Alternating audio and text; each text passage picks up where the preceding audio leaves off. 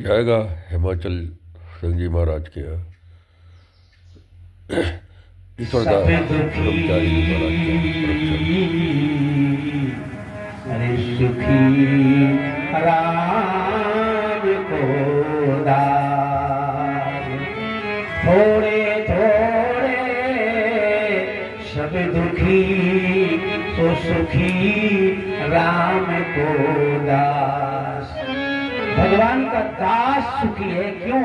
उसे आशा ही नहीं, और आशा ही सबसे बड़े दुख का कारण है। ध्यान रखना, आप जितनी आपके जीवन में आशाएं होगी आप उतनी दुखी रहेंगे। सूटकेस में जितना सामान ज्यादा होगा सफर में उतनी तकलीफ होगी, जितना कम सामान होगा उतने सफर में आनंद आएगा। इस मन की खोपड़ी में जितना तुम्हारे इच्छाओं का एक टंडीला भरा होगा उतने आप दुखी होंगे, और तुम्हारी इच्छाएं जितनी कम हो जाएगी उतनी आप सुखी हो जाएंगे। और मैं तो निवेदन आपसे करना चाहता हूं, इस मन को शांत करने के लिए हम लोग सब जगह जा रहे हैं। बोलो भाई, जा रहे नहीं जा रहे? कि हमारे मन को सुख मिल जाए। आज तक मिला मन को सुख? बताओ भाई। आज जो है इस विश्व के अंदर बड़ी बड़ी मिसाइलें बन रही, इतनी बड़ी बड़ी मिसाइलें बन रही कि जो देश जहां है वहीं से मिसाइल छोड़ो, पड़ोसी देश खत्म हो जाएगा। मरने वाले, मैं तो कहता हूं तुमने तो विध्वंसक अरे बम बनाना सीखा, और हमने तो पत्थर से भगवान बनाना सीखा। हमने तो पत्थर से भगवान बनाना सीखा। ये भारत के साधकों की ये भाव है कि हम तो पत्थर को पूज करके भगवान को प्रकट करते हैं। महाराज,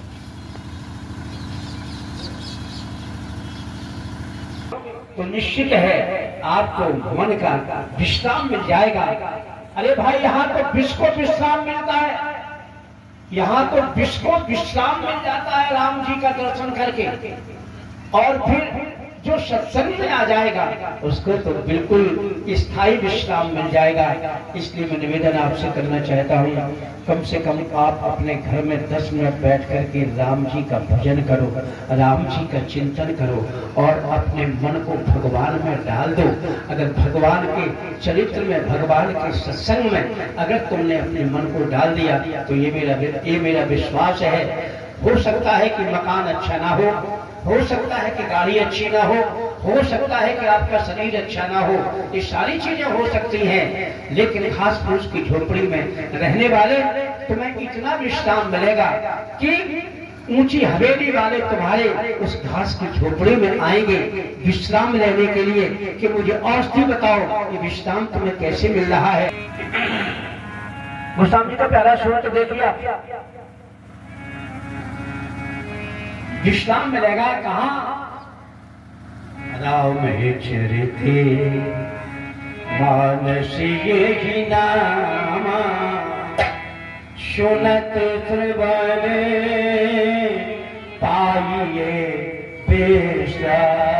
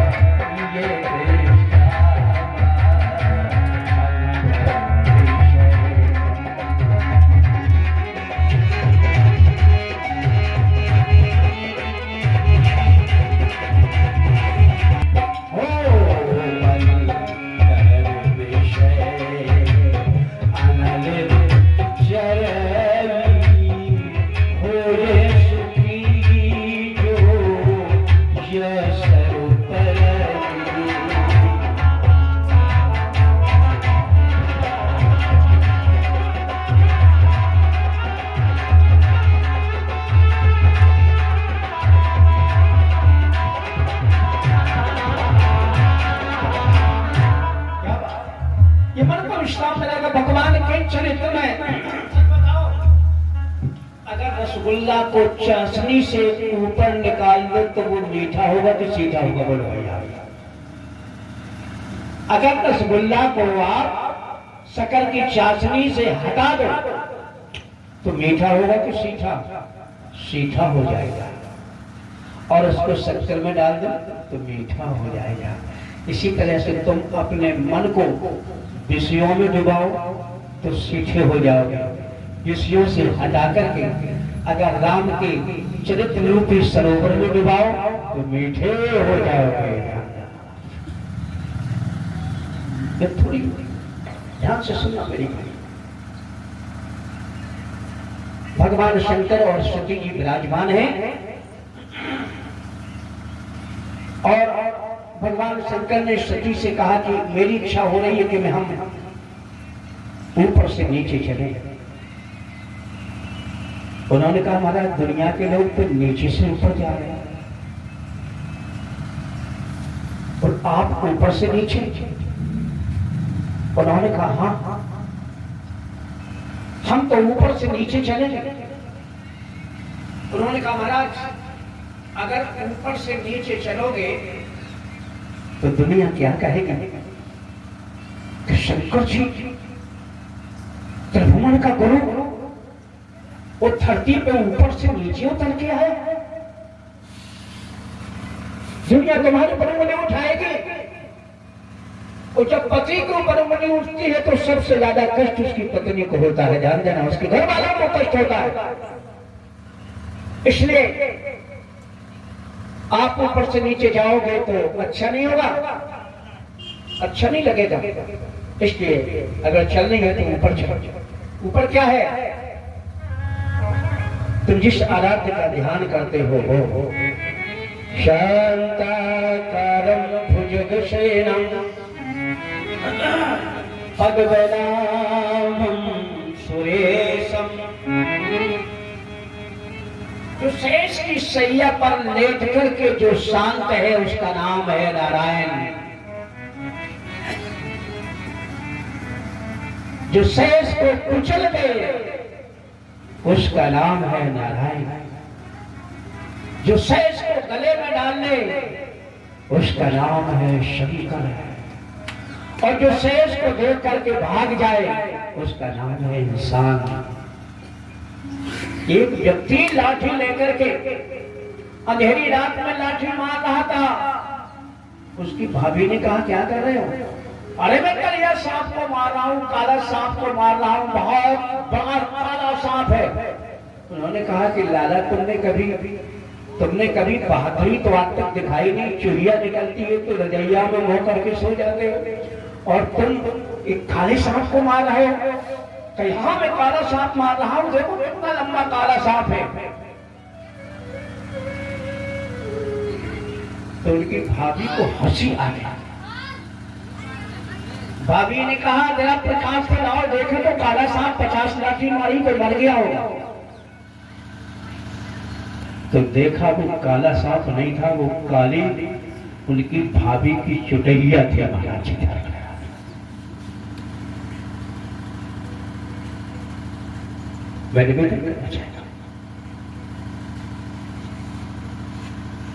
सत्य ने कहा चलना है तो ऊपर चलो, नीचे चलने से क्या फायदा?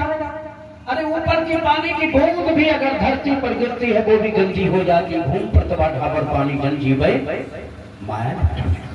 इसलिए ऊपर से नीचे चलना अच्छा नहीं है। और मैं एक निवेदन कर रहा हूँ, कितना भी तुम्हारा ऊंचा भवन हो लेकिन एक मेरी लाइन सुन लेना। अभी पूरी लाइन नहीं कह पा रहा हूँ क्योंकि अभी थोड़ा हमें संयम का बर्ताव थोड़ा रखना है। दिल तो कहता है कि खोल के बोले जो होना होगा सो होगा, लेकिन होगा भी वही जो चाहेगा। सूर्यदास जो चाहेगा वही होगा। तो ध्यान देना। आप एक लाइन मेरी बड़ी गौर से आप सुन ले। कितनी भी ऊंचाइयां हो, तुम्हारे भवन की ऊंचाई हो, मकान की ऊंचाइयां हो, पद की ऊंचाई हो, प्रतिष्ठा हो, धन दौलत मकान जमीन जायदाद कितनी हो तुम्हारे पास, लेकिन किसी दिन देखे लेना तुझको, किसी दिन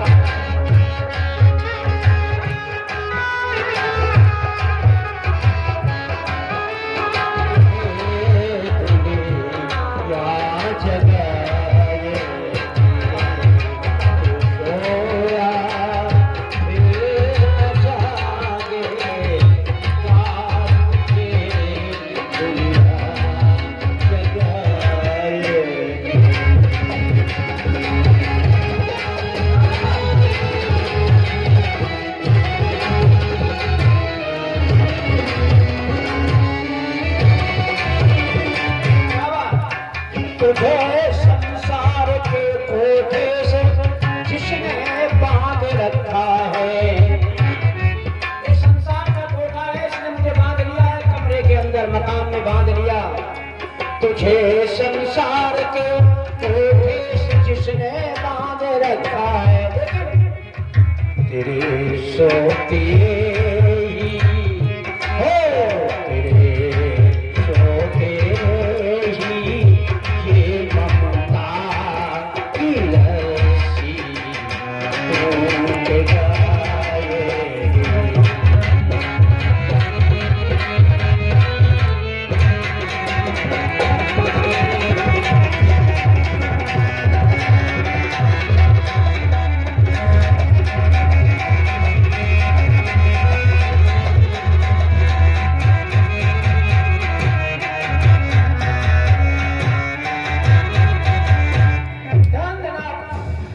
गीत तो लंबा है लेकिन पूरा नहीं करेंगे, एक सूत्र दे रहा हूं। शंकर जी ने कहा सच है कि इतनी मेरी ऊंचाई होने के बाद में दुनिया मुझे सलाम करती है, दुनिया मुझे प्रणाम करती है। दुनिया को बनाने वाला भी मुझके मेरे लिए कहता है कि मुझे शंकर सबसे ज्यादा प्रिय हैं। शिव पद कमल जिनहि रत्नाही, राम ही ते सपने हो न सुहाई। ध्यान देना, राम को अच्छा नहीं लगता है। इतना सब कुछ होने के बाद विश्वती जी एक ध्यान से मेरी बात सुन लेना। त्रिभुवन के गुरु है शंकर। उन्होंने कहा कितनी भी ऊंचाई हो, एक दिन ऊंचाई छोड़नी पड़ेगी तुम्हें। हमें आप सबको अपनी ऊंचाई छोड़नी पड़ेगी। एक घर गृहस्थी की आसक्ति तुम्हें छोड़नी पड़ेगी। एक दिन तुम्हें सब लोग पूरा परिवार को छोड़ना पड़ेगा। कहते हैं मित्र गंगा राम जल बिंदु पान तक, अर्धांगिनी बढ़ेगी केवल मकान तक। घर के सब लोग चलेंगे शमशान तक। बेटा भी हक निभाएगा तो अग्निदान तक।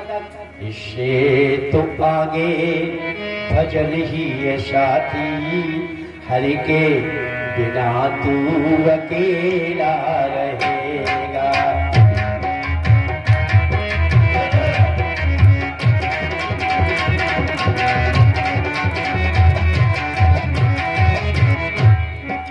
हरि के भजन अकेला रहेगा, हरि के भजन अकेला। इसलिए उन्होंने कहा एक न एक दिन तो ये सब कुछ छोड़ना पड़ेगा। अच्छा ये है, ये अच्छा नहीं है कि 4 लोग कंधे का सहारा देकर के तुम्हें ऊंचाई से उतार करके जमीन में लाया, बाहर लाया। अच्छा यह है कि होश में उतर कर आप पहुंच जाइए। कहां पहुंच जाइए? होश में आप आकर के अगर भगवान की कथा रूपी सत्संग में पहुंच जाओ तो अपने जीवन का सच्चा लाभ मिल जाएगा।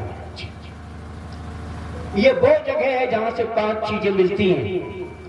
ये वो जगह जहां से 5 चीजें मिलती हैं। वो 5 चीजें कौन कौन है? ये तुम्हें विश्व के किसी भी जगह किसी भी तरह से कोई दे नहीं सकता है। वो तुम्हें सत्संग में 5 चीजें मिलेगी। कौन कौन? मत कीरत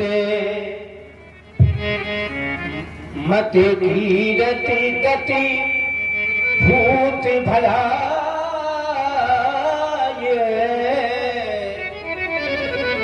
जो जही जतन जहां जही पाई, सो जाना सत्संग प्रभाव। लोग कहू देवना आने पाऊ, सो जानो। ध्यान देना, आप इस सत्संग में 5 चीजें प्राप्ति होती है। इसलिए भगवान शंकर अकेले नहीं, अपनी पत्नी को साथ में लेकर के आए। बोलो भाई, मैं तो आप सभी से कहता हूँ अपने घर की पत्नी को जरूर साथ में लेके कथा सुनो। तो उन्होंने कहा महाराज जी मैं सुन रहा हूँ तो घर बन जाएगा। हमने कहा आधे अंग में फालिश मार जाए तो तुम्हारा घर अच्छा बन जाएगा शरीर का। बोलो भाई बनेगा नहीं? पूछ लो। अगर तुम्हारे आधे शरीर में फालिश मार जाए तो बोलो भाई तुम्हारा शरीर कैसा बनेगा? ये पत्नी वामंग की अधिकारी है, ध्यान देना आप। अगर तुमने बहुत कमाया, तुमने बहुत अच्छी शिक्षा प्राप्त की, लेकिन अगर तुम्हारा उभय पक्ष अगर शिक्षित नहीं हुआ तो तुम्हारा घर नहीं बन पाएगा, तुम्हारे घर की व्यवस्थाएं चरमरा जाएंगी।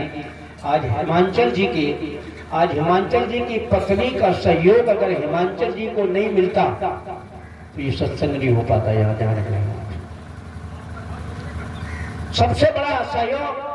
इसलिए भगवान शंकर ऊपर से नीचे उतर के आए और सीताराम बोलते हुए आए, श्री राम जय राम जय जय राम। बोलो श्री राम जय राम जय जय राम, श्री राम जय राम जय जय राम। अगर आना सको यहाँ तो जहाँ बैठे हो वहीं से ताली बजाओ और वहीं से भगवान की इस कीर्तन को करो, उसी जगह से करो।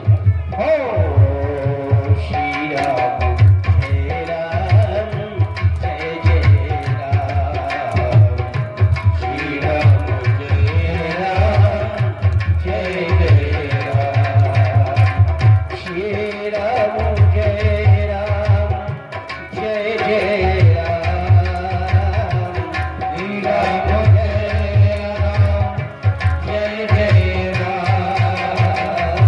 श्री राम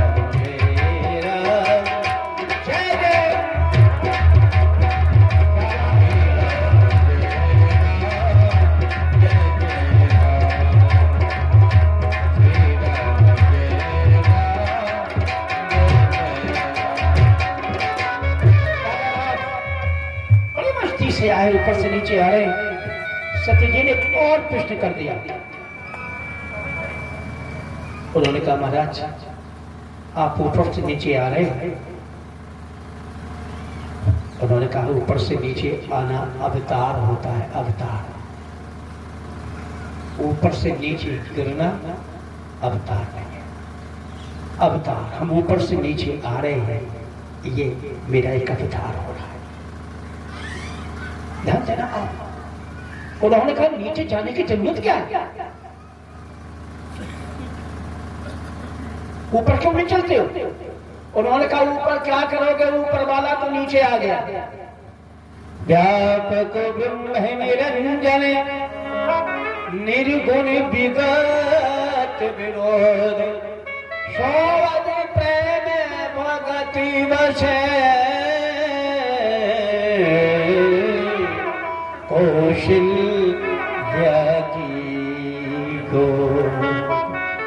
ये तो ऊपर वाला नीचे आ गया है और खेल रहा है। धूमो के चलत रामचंद्र बाजय तू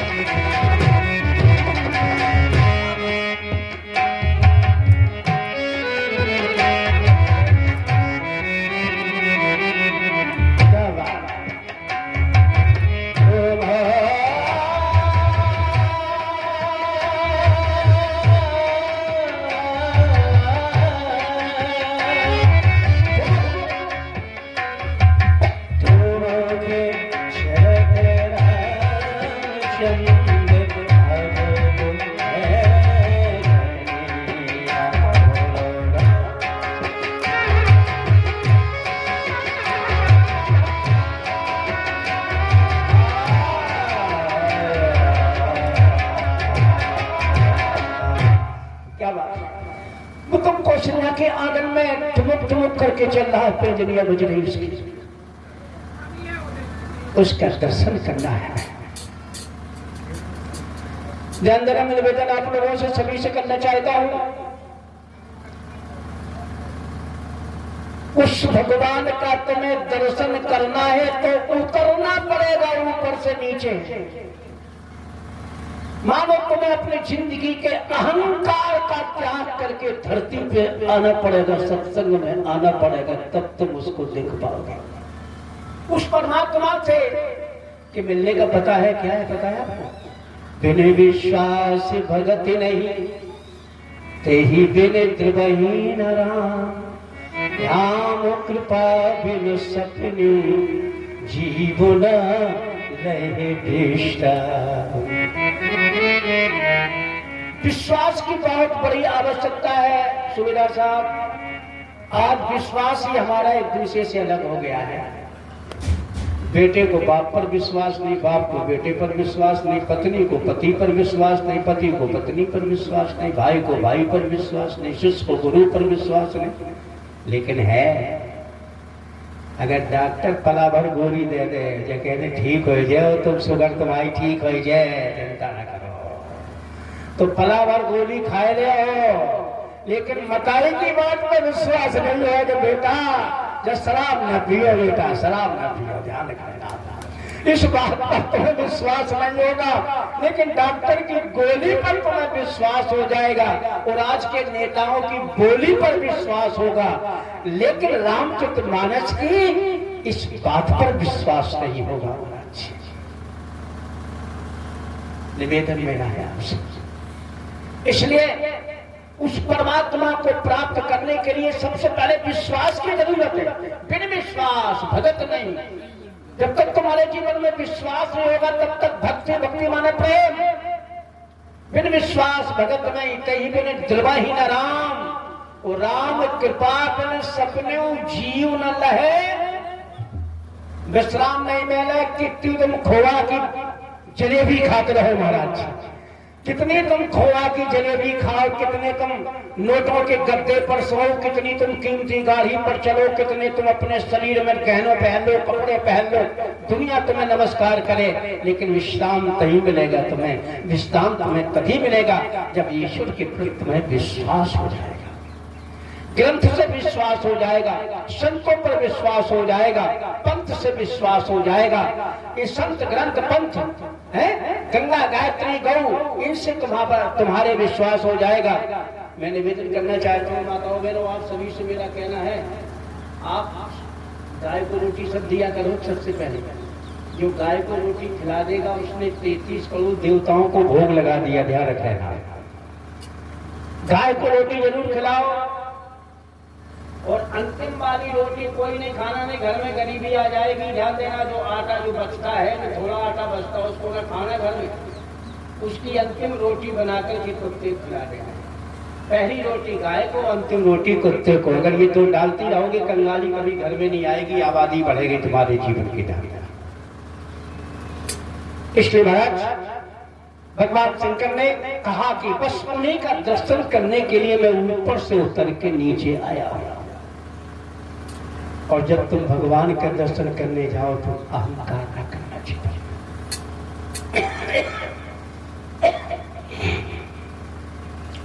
बस भगवान शंकर आए और आकर के दंड का दंड में जैसे उतरे तो उन्होंने कहा सती जी ने कि दंड का दंड में मिलेंगे, जंगल में मिलेंगे भगवान, तो आप कहां जा रहे हो?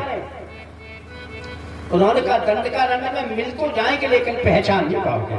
ध्यान देना, हमें राम तो रोज मिल रहे, बोलो हमें आप राम मिलते नहीं मिलते, रोजाना मिलते, लेकिन हम पहचान नहीं पा रहे।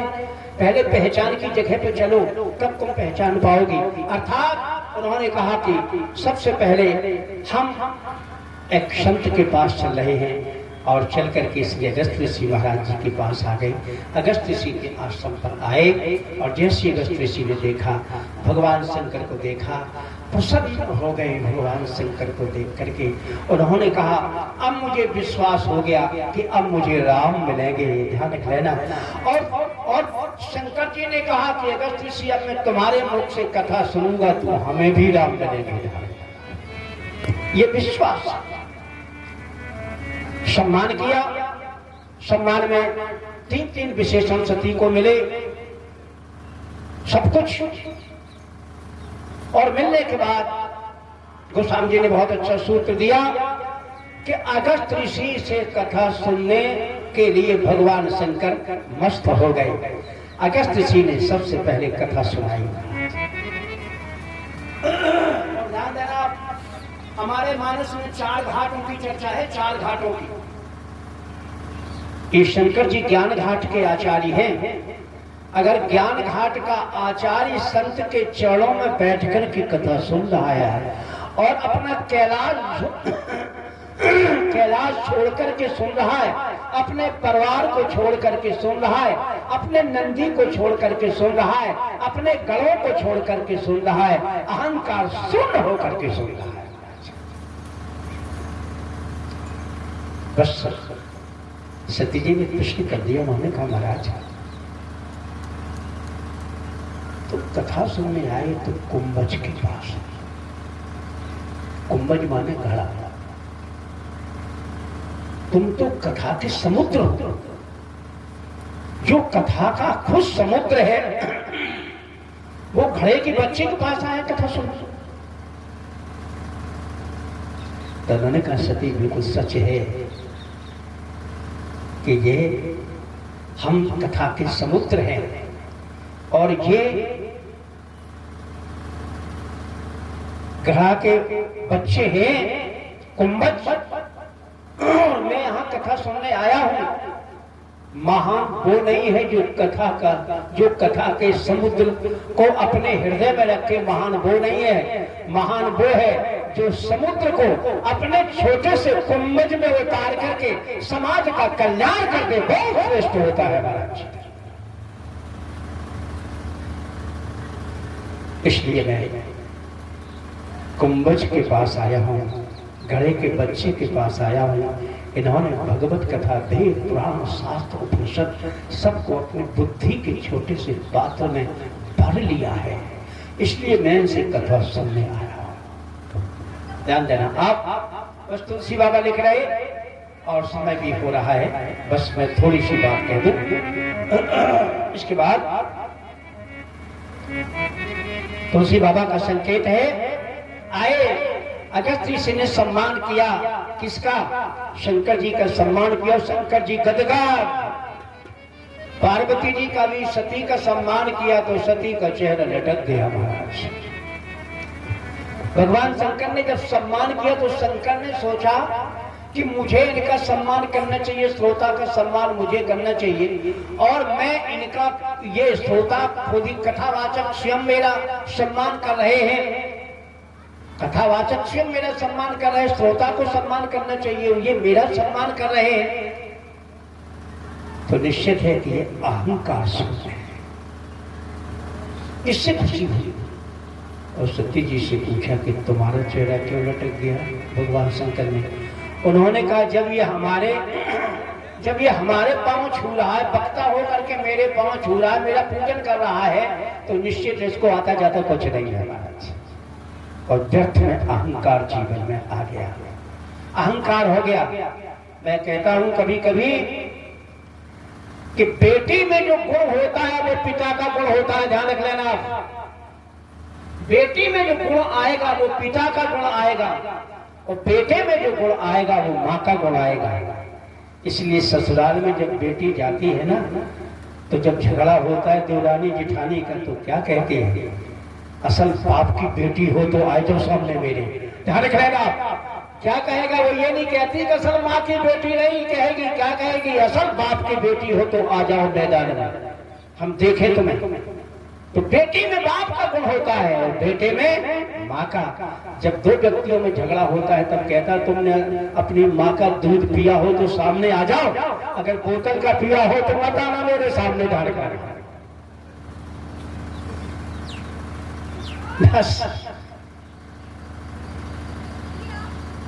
तो बेटी में बाप का गुण रहता है, इसलिए राजा दक्ष की पुत्री, दक्ष माने चतुर, जो चतुर की बेटी है ना उसी चतुरता से जिएगी।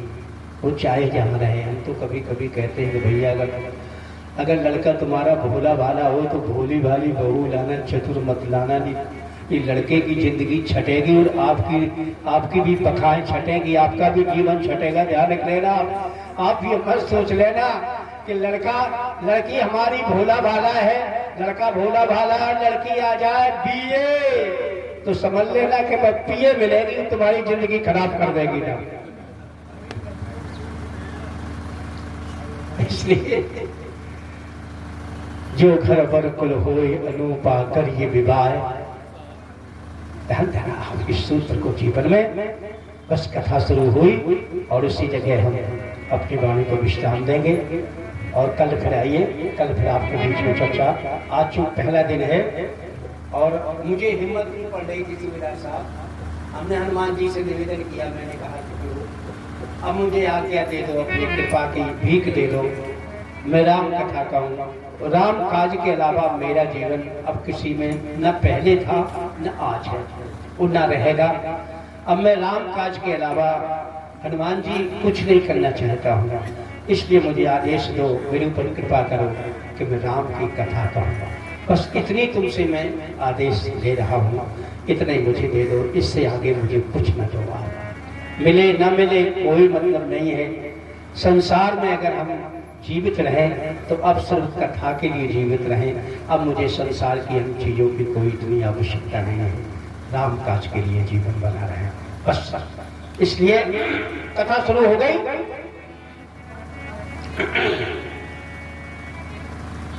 अगर चची ने कथा शुरू की और एक लाइन कह के बस आरती होगी।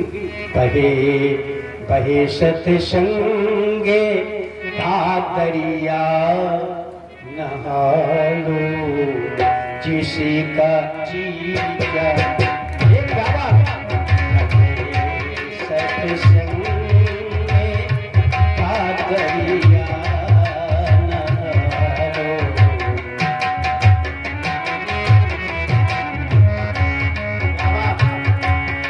बहे सत्संग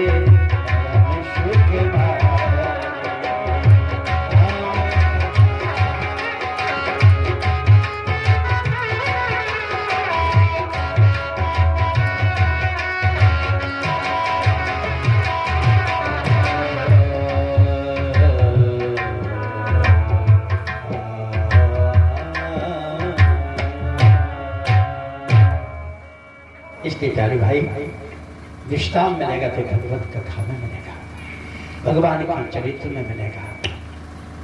मंगल करन कलमल हरन तुलसी कथा रघुनाथ की ऐसी मंगलता देने वाली है।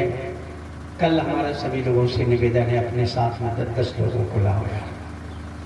हम आपसे तो पढ़िए, चीटी है, चीटी चीटी चींटी अगर पनिया की बोरा में पहुंच जाए तो आधा घंटे में पूरे खानदान को खड़ा कर देती है चींटी। ध्यान रखना। यतो श्रोत्राण वायुष्य प्राणस्य मुखादग्निरजायतो भारत श्री रामायण।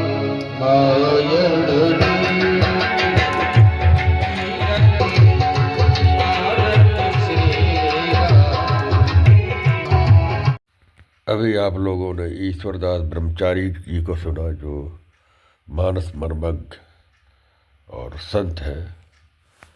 ओ जय श्री राम। भक्ति